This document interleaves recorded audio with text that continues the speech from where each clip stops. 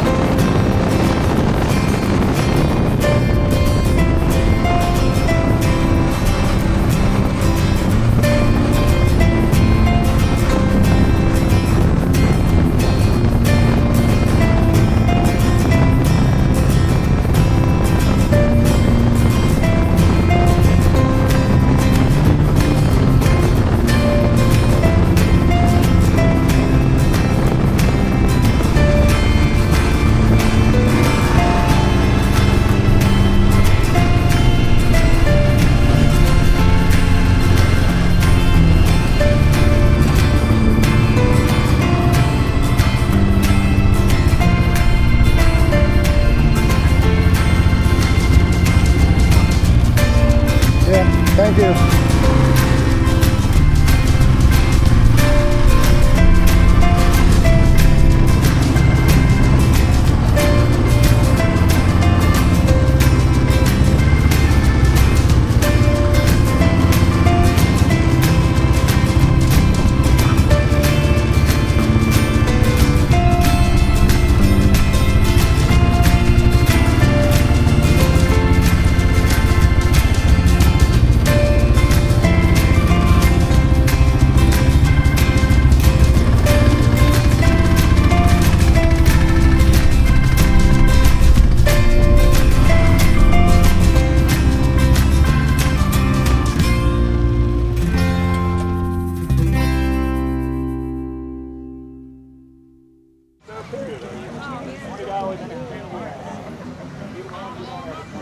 It's getting really hot.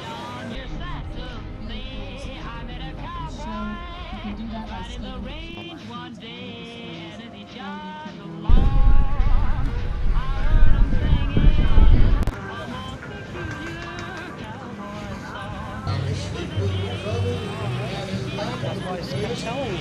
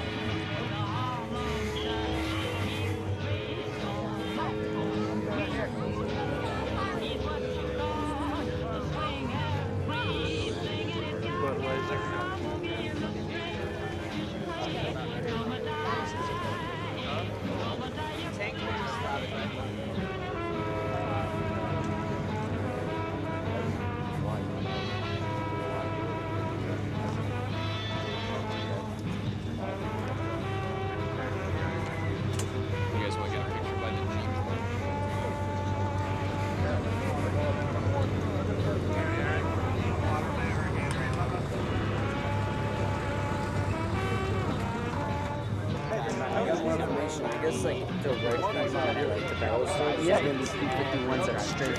We got 12 full-time staff. But we, so M4A1, M4A3, and then here was current.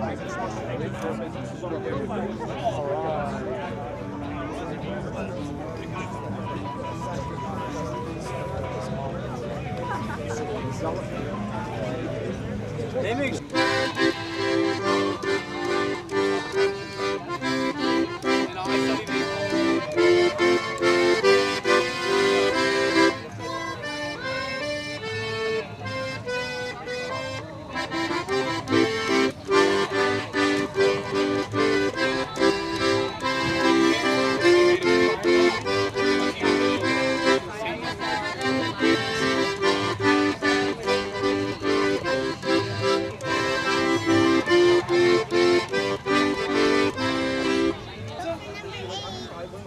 Hello.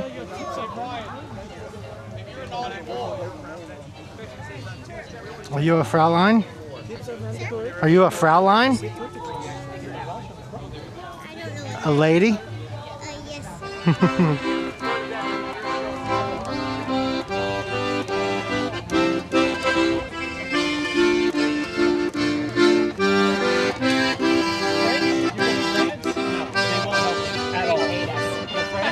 The French are pretentious British. Well, the reason my mom is from is Alsace, so it's literally. Leaving Bombay, bound for old blight is your work. Heavily laden with time expired men, bound for the land they adore. There's many an airman just finishing his time. There's many a twerp signing on. You'll get no promotion this side of the ocean, so cheer up my lads, bless 'em all. They're taking the round out of the limber box and putting it in that bag. The long and the short and the tall. So World War II armor is about to get onto the field, and hey, I know that guy. Let's go give him a chat. Well, hey everybody, my name is Eric Albertson. I'm one of the lead historians for WW2armor.org. We are a mobile World War II armor museum based out of Central Florida. And what we do is we restore and bring historic armored vehicles from World War II back to life just as they were in World War II. We've been around for about 9 years. We're only going on 10 years, and we're the 119th largest armored force in the world, I believe it is. But the only difference is all of our stuff is 80 years old.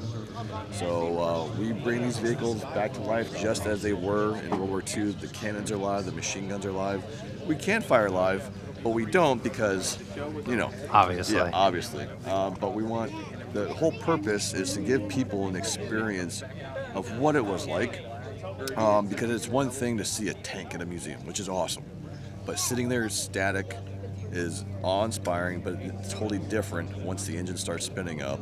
The tanks are moving in formation. You hear the fire commands, you hear the thuds of the 50 caliber machine gun, the main guns. Engines, yeah. And the whole purpose is to give a better appreciation and understanding of what these men went through in World War II. So it's not to glorify war, it is to teach and preserve their history and legacy, because World War II changed the world as we know it, and it's still to this day. And so we're losing more and more World War II veterans as we go, every day that passes on, because we're 80 plus years now. And so it's important we keep their memory alive. So this is why we started World War II Armor just under 10 years ago. And we started with a Thompson submachine gun, then it went to a 50 caliber machine gun, then a Jeep, and a scout car, and now we're up to about 40 vehicles-ish in the collection. And so we bring our vehicles to different events, mainly around Florida, but we do go out of state as well, such as D-Day, Ohio, and things like that. And we only bring about 4 or 5 vehicles to these events. However, we host an event called Volusia Valor Days, to which you've been to before, where it's near our facility, and we bring out the entire collection. And it is awe-inspiring, because we have some of the very rare vehicles and gun pieces, such as the German Flak 37 88mm anti-tank gun, anti-aircraft gun. There's only a handful that are firing in the world. Most of them are Spanish, because the Spanish made them post-war and during World War II as well. But ours was actually German. So it's a very unique opportunity to actually see tanks and armored vehicles moving. And the whole purpose of all of this is to learn. We want everybody who comes here to walk away learning something different about what we're wearing, the different equipment, how the tank crews operated, how the infantry moved in formations, because in World War II, that is what really structured the U.S. military to how it is today. Now, some things have changed, but that is where we really molded the U.S. military and combined armed forces to fight our nation's wars and to liberate nations such as France, Luxembourg, Belgium, Germany, Italy, all the nations that the Third Reich had and the Axis forces had, taken over. So I don't ever tell anybody that we're not an invasion force, we were a liberation force. And our owner, Rabbi Rob Thomas, who's Jewish, these vehicles that you see here, these are what broke the gates of the concentration camps. So for many of the Jewish faith, they're not weapons of war, they're tools of liberation. And even for those in the towns that were occupied by the Axis forces, when they saw the Allied forces coming, it was after 4 years of being oppressed by the Third Reich or the Japanese in the Pacific area, and the Italian theater or the Italian forces before they gave up and then came to the Italian side or the Allied side. These are tools of liberation, and so if you ever go to Europe, it's personal over there. In Pilsen, Czech Republic, every year they housed a massive liberation day for the 16th Armored Division, who liberated them, because there were only one areas where the U.S. forces went into that side because the Soviets were coming in from the east, and a lot of the Czech people were rushing to the American side. In fact, one of my good friends down at 16th Armored Division can tell you more about that, because it's personal for him because he's actually from that area. Nice. So we come together. So we're World War II Armor. However, at these events, it's multiple organizations, such as the 41st Armored Infantry Living History Reenactment Group, 16th Armored Division Living History Group, 211th Grenadiers. It's all a collective organization that we come together to put these shows on. But at the end of the day, we're one team, one fight, and we're all Americans. That's awesome. Wow. Thank you for all that. I appreciate that greatly. Yeah. This is my third time with World War II Armor. I missed them last time they were in Volusia. I was unaware, but that won't happen again. And we will be out there to see all their vehicles next time.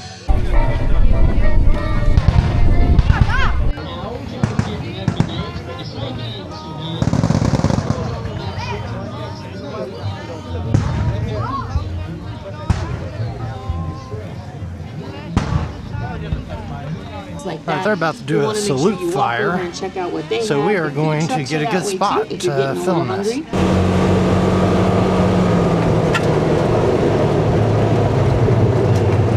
right, you're good? Yep. All right, let me go back so Eric doesn't think I have. Thank you, sir. I might have to get in some mass myself. Oh. All right, on you, Denard.